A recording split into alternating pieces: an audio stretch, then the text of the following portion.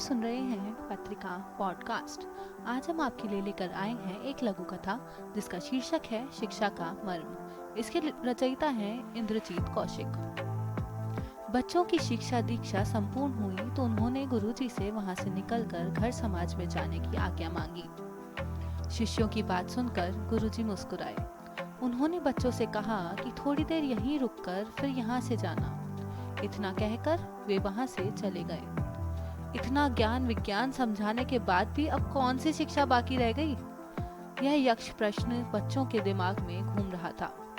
बच्चों, अब तुम्हारा यहाँ से प्रस्थान करने का समय हो चुका है। जाओ और पिछले रास्ते से अपने अपने गंतव्य की तरफ प्रस्थान करो। तभी गुरुजी की धीर गंभीर वाणी बच्चों को सुनाई दी। पर यह क्या?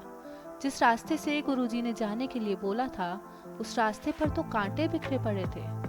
राह में पड़े कांटे देखकर बच्चे झिझक गए। गुरुजी, कोई दूसरा रास्ता बताइए, इस रास्ते पर तो कांटे पड़े हुए हैं। पहले शिष्य ने कहा। गुरुजी, रास्ता बताने के लिए पहले यहाँ के कांटे तो साफ कर दिए होते।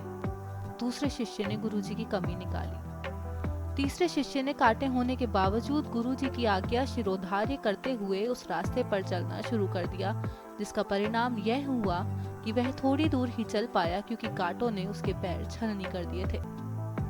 चौथा शिष्य, जो अब तक चुप था, तीनों के बाद अब वह आगे बढ़ा।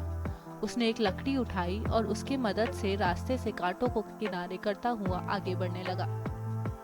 उसे ऐसा करते देख कर गुरुजी बहुत प्रसन्न हुए।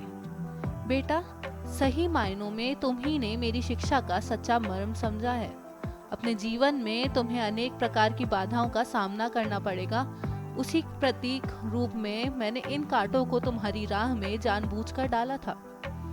जहां तुम्हारे साथी शिष्यों ने बाधाओं से डरकर अपने कदम खींच लिए, वहीं तुमने इसके निराकरण का उपाय सोचकर आगे बढ़ना जारी रखा।